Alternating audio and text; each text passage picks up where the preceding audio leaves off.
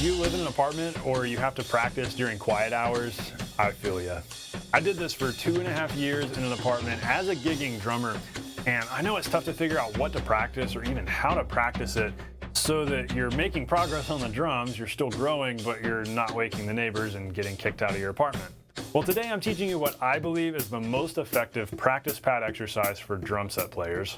Plus, I'm sharing with you some really cool gear recommendations that have helped me a bunch for practicing realistically full kit at low volumes.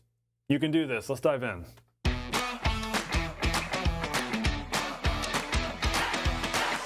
Hey, welcome to the Non-Glamorous Drummer. I'm so glad you're hanging out with me today. I help hobby drummers and semi-pro drummers become the players that other people actually want to play with and have in their band, or that others want to listen to. And I do this by teaching you the core fundamental drumming skills that give you results faster and save you a lot of time, a lot of hours in the practice room. Speaking of saving time, how would you like a clear, reliable, step-by-step path that shows you exactly what to practice next, no matter where you're at right now, so that you can get to sounding like a session drummer, sounding like a polished studio pro? I have a free e-guide, PDF guide just for you. It's called 6 Steps to Sounding Like a Session Drummer. And what's cool, we've organized the whole drumming growth process into 6 stages that I believe every drummer goes through, starting with beginner, ending with session drummer. And so what's cool is you can pinpoint exactly which stage you are in right now. It's easy to figure it out. I've got all these guidelines so that you can see, all right, I am in this stage, I know I'm in this stage. So then you can follow the action steps to then level up to the next stage. And you can gradually work your way up, always knowing what to practice, always having balanced practice sessions that work all the key areas of drumming so that you know that you're learning the skills that really matter. And so download the guide. You'll no longer ever have the excuse of, man, I don't know what to practice. And that way, if you're tight on time and you've got just 30 minutes and you sit down at your kit, you know exactly what to work on. So go grab the guide, my gift to you. On with today's lesson. Know that you can practice effectively and even realistically and master the drums, even if you're having to practice quietly. So just because maybe you've had to move into a college dorm, that was me when I was in college, or maybe you're moving into an apartment, or you've got family in your house and you can only practice late at night, whatever your situation is and you're having to practice quietly, don't be discouraged. I know it's tough, but I can relate. I spent 2.5 years in an apartment, and before that I was in a college dorm, and then I was in my bedroom with my family and siblings and having to figure out how do I make all this work. And so I know it can be a struggle, but I really hope this helps bring you some clarity and some encouragement. I'll share with you some gear I've got lying around here. We'll do some show and tell for what will really help you practice full kit realistically. But most of what we're talking about today, this is all centered around this really cool exercise that I call the singles subdivision exercise. So I'm going to teach this to you, share with you 3 reasons why it's really powerful, and also how you can use this exercise for practicing grooves and even songs. So what we're getting at here is we have a pad exercise that helps us with a whole bunch of things across the board. So if you're not even able to play on a full kit, or maybe you've just got a few minutes to practice, this is also a good on-the-go practice kind of exercise. This is your solution. This is really going to help you get a lot done in a little time, or even if all you've got is your pad. So here's how this works. When I say subdivision, if you have no idea what that word means, so what we're talking about is subdividing the beat. So if we have our beats, like beat 1, 2, 3, 4, we could play quarter notes, which is 1, 2, 3, 4, or we could subdivide that beat in 2, so split each beat in 2. That gives us 8th notes, 1 and 2 and 3 and 4 and. So we could say that those ands are on the subdivision, or we could split it again, so split each beat into 4, which would be 16th notes, 1 E and 2 E and 3 E and 4 E and so the subdivision might be the E or the N or the The 16th subdivision would be the E or the The 8th note subdivision would be the and. So hopefully that makes sense. So we have the beats and then we have the subdivisions. That's a great way to think of it. And so what we do in this exercise, we just play singles, whether they're alternating or just right hand or just left hand. And we figure out different ways to subdivide the beat so that we're playing these different note values and actually playing at different speeds, but all while staying with the same tempo metronome. That's what's really cool here. So we can set our metronome to just play quarter notes. We can have it doing quarters at 60. Meanwhile, we're playing, like we could play really slow quarters, or we could play 30-second notes, which is actually really fast. And so we could do something like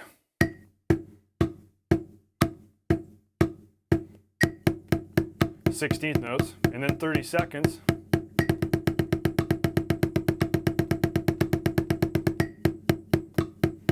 working our way backwards, back to the eighth notes. And we can even just do quarters, 1, 2.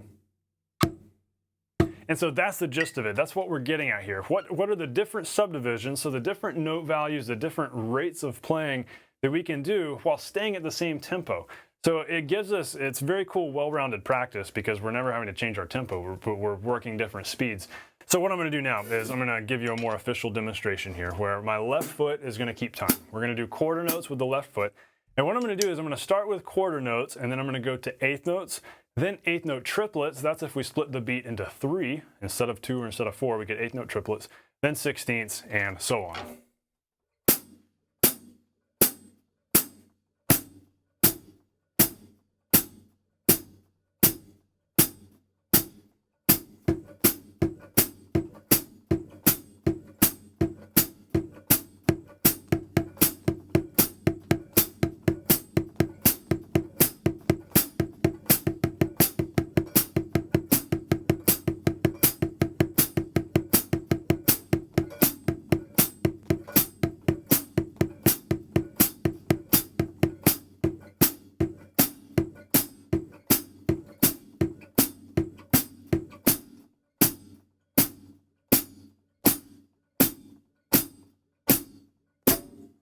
And so very simple, that's how it works. And you can get crazier and crazier with this. You could say, like once you're doing the sixteenths,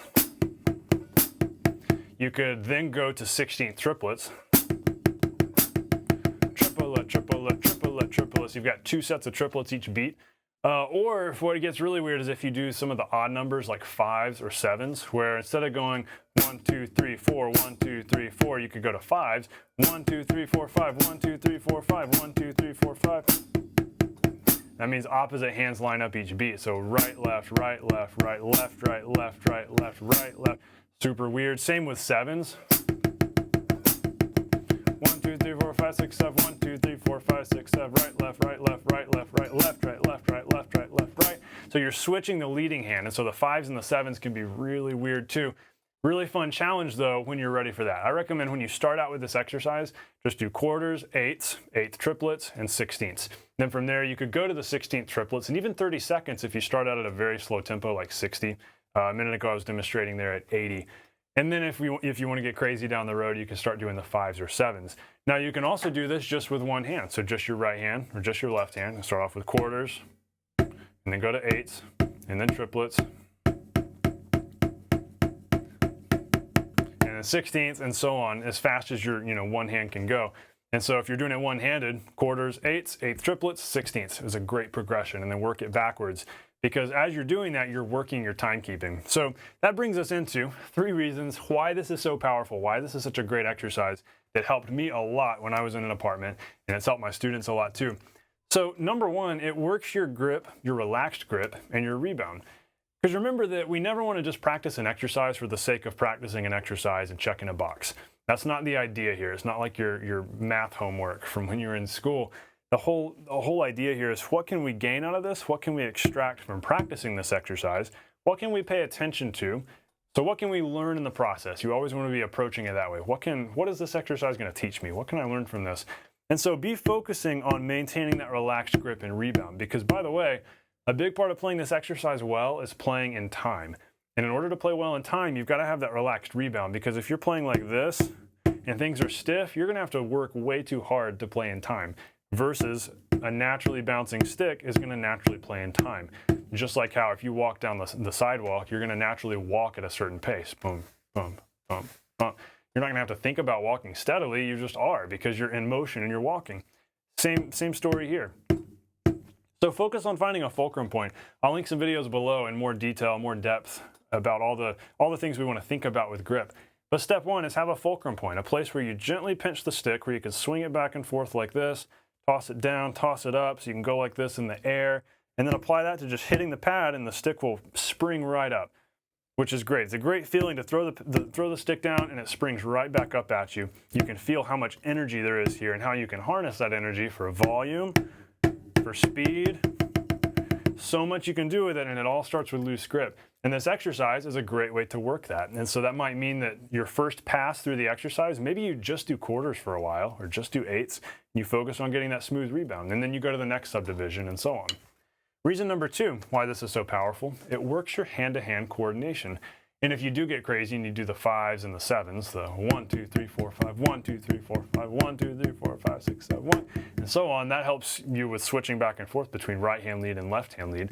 But even disregarding that, when you're working, you know, eighth notes and sixteenths, but also you're doing some triplets, what that does, yes, you're just doing singles, yes, you're just going back and forth, but it's forcing you to really make sure that you're doing your singles very evenly. And if there's any galloping or any inconsistencies at all, it's going to expose it, obviously, when you start out very slow. And as you get faster, if there's not a smooth transition from maybe the sixteenths into the triplets, odds are the issue is that things aren't alternating as smoothly as they should. And so this is a hand-to-hand coordination thing. The more you do this exercise, the more you're really fine-tuning your brain splitting in two and making sure that right hand plays when it's supposed to, left hand plays when it's supposed to, so that alternating like that becomes autopilot. That's what we want here. We want to be able to alternate at any pace, whether it's a super slow pace or maybe it's a really fast pace.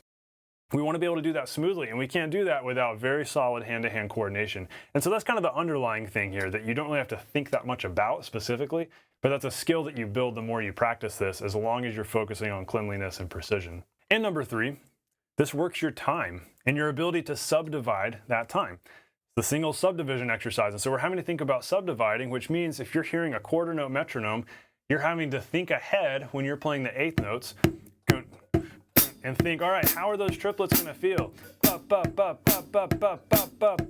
By the way, maybe a good way to practice this, maybe this is for you, practice saying, like saying the triplet, just making whatever silly sound you want to with your mouth while you're playing the eighth notes. So if the eighth note is 1 and 2 and, with your mouth, practice going,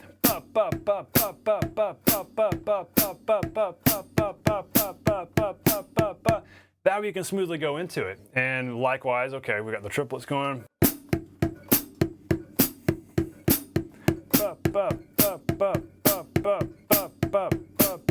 You can even do it that way around too and be like saying the eighth note as you're doing the triplets.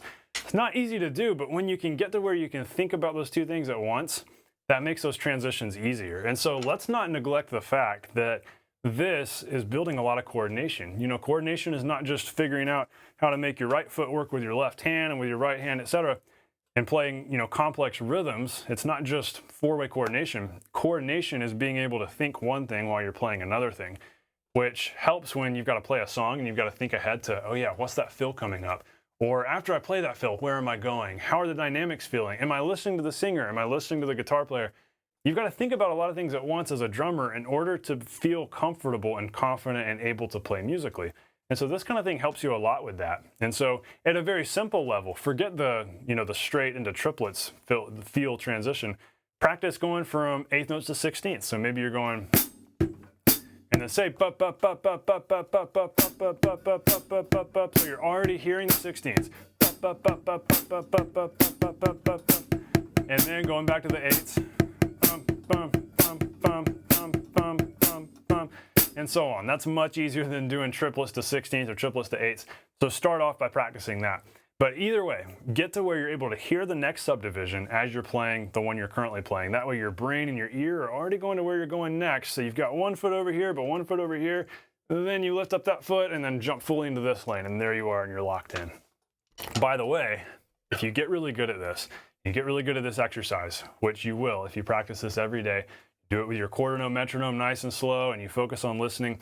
This is going to help so much with fill transitions. That's a struggle that I hear so much. I made a specific lesson about fill transitions recently here on the channel. I'll link it below. But we talk about this kind of exercise where if you can get very comfortable going from maybe right hand eighth notes into alternating sixteenths, that's very simple. So many of the fills that we play in songs are like that, where we're playing eighth note time, but then we go into a 16th note fill and back into the eighth note time. But because we're rhythmically insecure and our internal clock and our ability to subdivide is a little bit weak, that's why we run into trouble and we rush fills and we feel like we don't land them in time. But when you have that internal clock going, you're feeling that pulse, and you know the feel of eighth notes versus 16ths, then you can much more confidently, and 2 and 3 and 4 and 1 and 2 ba ba ba ba 1 and 2 and 3 and 4 and 1 and so it's almost like in your head you're just hearing the eighth note or hearing the quarter note while your hands are playing the 16th. That's the key to building the internal clock here, and this exercise helps so much with that, so that you'll be nailing your groove fill transitions when you're playing songs. Now, here's how we can use this exercise for practicing grooves and even songs. So these are kind of some alternate ways to practice. So practice this with your feet. If you have double bass set up, great, you can do this with double bass. But if not, that's totally fine. I don't have a double bass pedal set up here right now, so I would practice this between the feet. And so I might do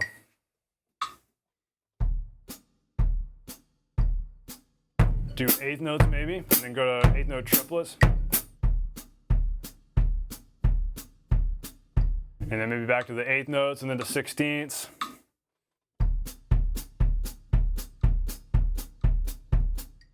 It's interesting, it's kind of an interesting challenge because you're hearing something down here and hearing something else up here. And it's harder to play those consistently when it's different sounds. So that's why you definitely gotta start with the hands first. Get that down before you ever move to the feet. But that can be really helpful. And by the way, if you're practicing in an apartment and so you're constricted to quiet practice, you can just do this tapping your feet on the floor even. Boom, boom, boom, boom, boom, boom, boom. While you've got the metronome going, so you know you're lining up. And so I know it seems kind of silly and mundane, but you can practice a lot of foot coordination. You can actually get a lot done with your feet silently, not even at your drum set. And that's a valid thing to practice. Don't feel weird about it. Don't feel like it's silly to sit here and practice tapping your feet, because that might actually be hard. It might be hard to do this exercise at first. And if it's hard, that's how you know you're getting something done. And so practice doing that. If you want to build more foot coordination and make sure your feet are working well together, when maybe you just got a few minutes to do it and you're away from your kit, or you've got to play quietly, it's a great silent way to practice. Also, you can do this in groove form. So if you are able to play on a kit, maybe you've got your practice kit set up, like I'm going to share with you more about mine in a moment. You can practice doing this whole subdivision exercise on the hi-hats. So that might mean that right hand is keeping time on the hats. So we could do quarter notes, eighth note triplets, 16ths on the hats, kind of like this.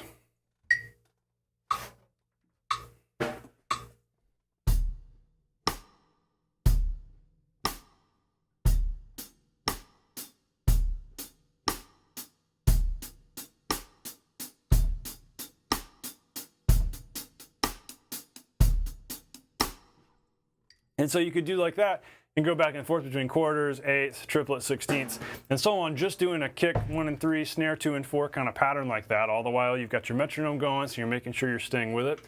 Or you could do something more alternating on the hats, like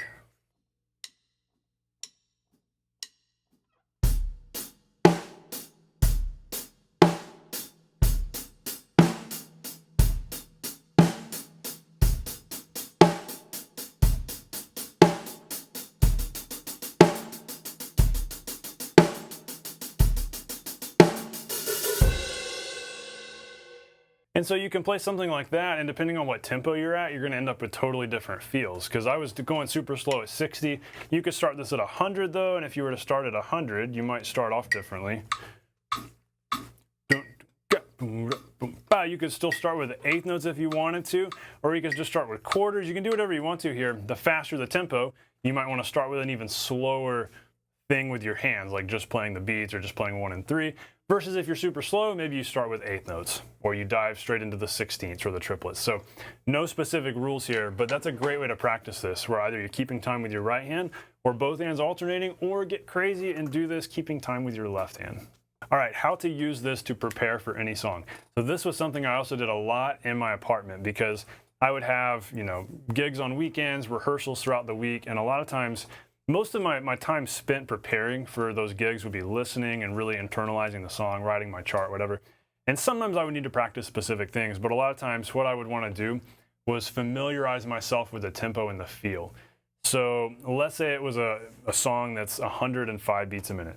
What I would do is set my metronome to 105 and know that, okay, going into this, I need to get really comfortable going from eighth notes to 16th notes at 105, because there's a lot of fills that do that in this song.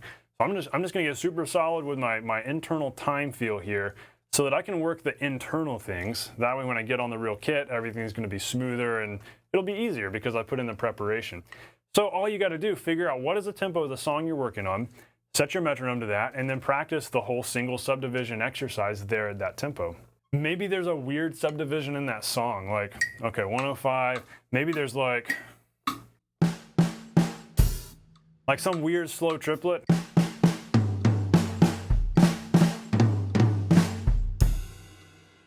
Maybe there's something weird like that, or maybe it's as simple as just going from eighth notes into 16ths, like.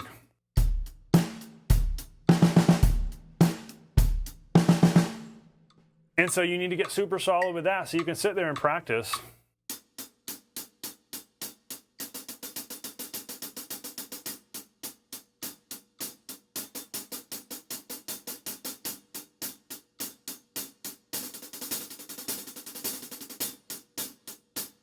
And so on, whatever the different subdivisions are. That way you're warming up your hands, your wrists, you're working the grip, you're solidifying that alternating sticking and the hand-to-hand coordination. And in the meantime, you're getting ready mentally to play that song. Whatever fill comes your way, whatever kind of feel and change in subdivision comes your way, you're gonna nail it down. And so this is such an easy thing to just do on your pad. Just now I was demonstrating on the kit to show you examples of what might happen. But let's say you've got an 83 beats per minute song, and you know that your challenge in this song is rushing when you have to go into a 16th kind of feel. So you might sit here and first practice the eighth notes, and then practice the 16th, because you know it's got a bunch of 16th fills, and you want to make sure you don't accidentally do that and you don't speed up. And so you want to get that really solid.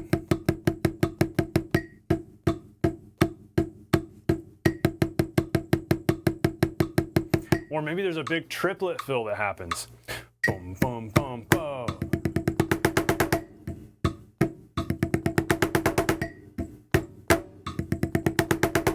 And so take that approach and just practice that over and over again, doing the eighth notes to the triplets, the 16ths, whatever it is that occurs in that song. Practice the single subdivision exercise at that tempo on your pad so that you can get really solid with those transitions. All right, let's talk gear. So I want to help you build a super realistic, quiet practice kit. I think this is just my belief, my philosophy. I believe that every drummer out there, whether hobby drummer, semi-pro drummer, pro drummer, every drummer should have a quiet practice setup, unless you just never actually need to practice quietly. Like if you're fortunate enough to be in a house by yourself or you got a soundproof space, awesome, then you can play all you want. But any drummer who has a need for practicing quietly ought to have a realistic, quiet practice setup that actually allows them to practice realistically. So I'll give you my best recommendations. Something that I really like is having this practice pad, this Aquarian SuperPad. You see it on my snare in so many of my videos, because when I'm talking about hand technique, half the time I'm just playing on this. And it's cool because it fits onto the snare. You can buy these in different sizes and you can put them on different drums. There's even one that's kind of, it doesn't look like this, but it's the Aquarian SuperPad for kick drum that you can mount there. And so it's a thick foam thing. And so they're really cool. You can go that route, but I've got other things that I think are better on kick and toms. But this is a great practice pad because you still have that articulation, like that sound of hitting it, that you don't get when you hit a mesh head. Like if you're playing an E kit with the volume off, or if you're hitting mesh heads, you don't really hear something articulate to really give you that feedback that, okay, I'm locked in with my metronome. That's something that you need when you're practicing on a pad. And so you get that snappiness with this, but at the same time, it's not too hard. The Aquarian SuperPad does not feel like playing on a piece of wood the way an Evans Real Feel or some of those other more mainstream practice pads feel. Because really those, like the Real Feel, are more designed to feel like a marching snare, which is like playing on a block of wood. Versus the SuperPad, it's actually a very realistic rebound to sort of a medium high tuned snare. And so it's great. It feels really good. You can work on doubles, any kind of hand stuff. And so this has always been an essential part of my practicing, especially when I was in an apartment. And so I would start off working hand technique, doing the single subdivision exercise right here on this pad. And then as I moved to the full kit, then I would make use of some of these other things. So here's a big time favorite of mine.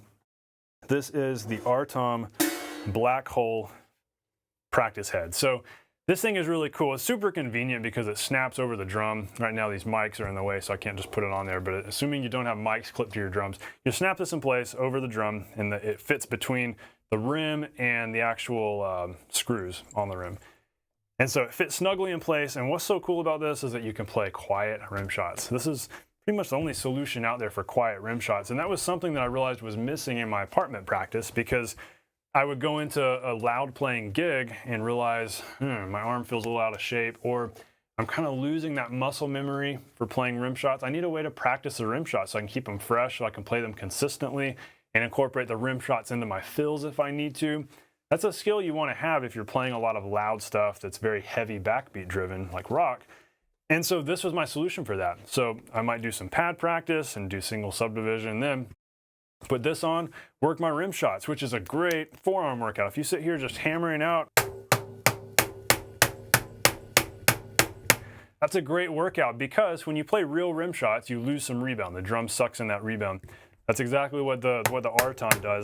And it actually sucks in a little bit more than a real drum does. So if you can nail down your rim shots playing on this thing, then transition to a real drum, it's actually easier on a real drum, which I really love. And by the way, these are not paid endorsements. These are just things I've used a bunch and that I'm a big fan of, and I believe will help you out too. Now for toms and kick, you can potentially outfit your whole kit with Aquarian SuperPads, but they're not going to give you the most realistic tom feel. You really need something that has more give to it, that actually feels like a drum head when you're tuning lower.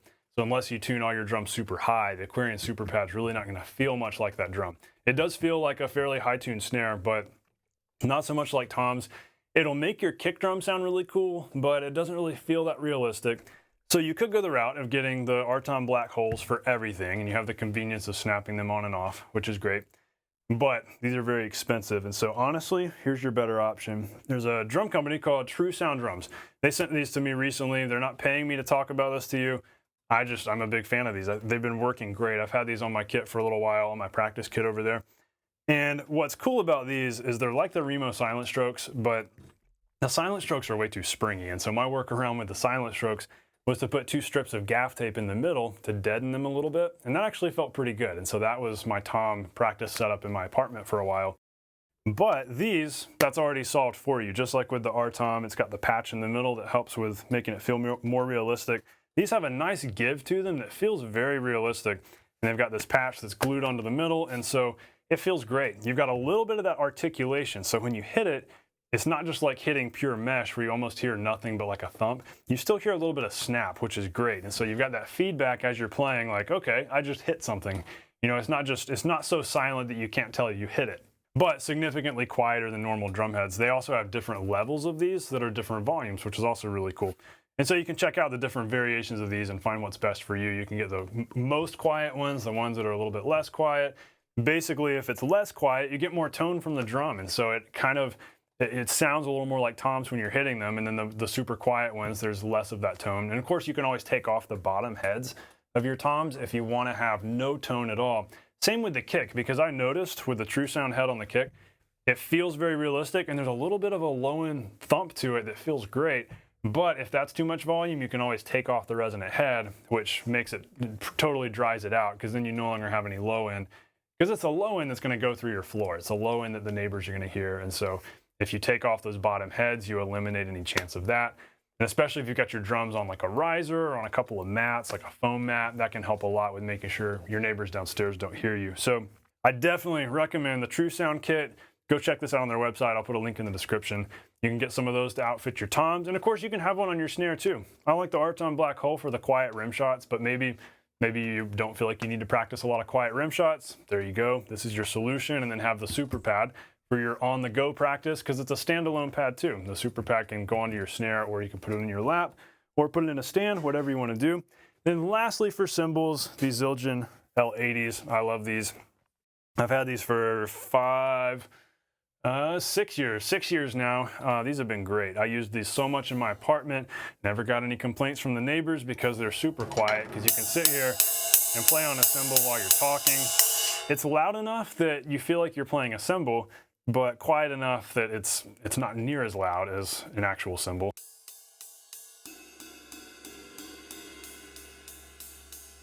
Basically, again, you're taking out the low end. Without all that low end rumble, the cymbal is significantly quieter and it's a lot less shrill, but it's still articulate. And so you can actually practice cymbal work on these cymbals. The hi-hats are so much more realistic. L80 hi-hats are your practice solution because they feel so much more realistic than any set of hi-hats on even the nicest electric kit out there. Even the top end Roland kits, the hi-hats don't feel real. But put a pair of Zildjian L80s there and it's gonna feel great. I personally recommend, if you're practicing on an E-kit, if you can sacrifice you know, your digital pads for your cymbals, ditch those and put Zildjian L80s on there as your practice cymbals. Or you can spend more money and get the Zildjian electric ones that are probably more ideal. So whatever your budget is, but if you mix those in with your E-drums, then at least you can get a pretty realistic feel out of your E-drums and then compensate for the lack of realism on your hi-hats, as long as you've got a real hi-hat stand and you can put the L80s on there. So that is my recommendation. Get the TruSound heads for kick and toms. Get your SuperPad you can use on your snare for your pad practice, rebound practice. Get the RTOM blackhole if you want to do quiet rim shots, and have those L80s ready to go, and that is an excellent practice kit setup. I've been tweaking and morphing and learning and figuring out as far as the quiet practice setup goes for years, and that's what I've landed on. So hope you'll take my advice.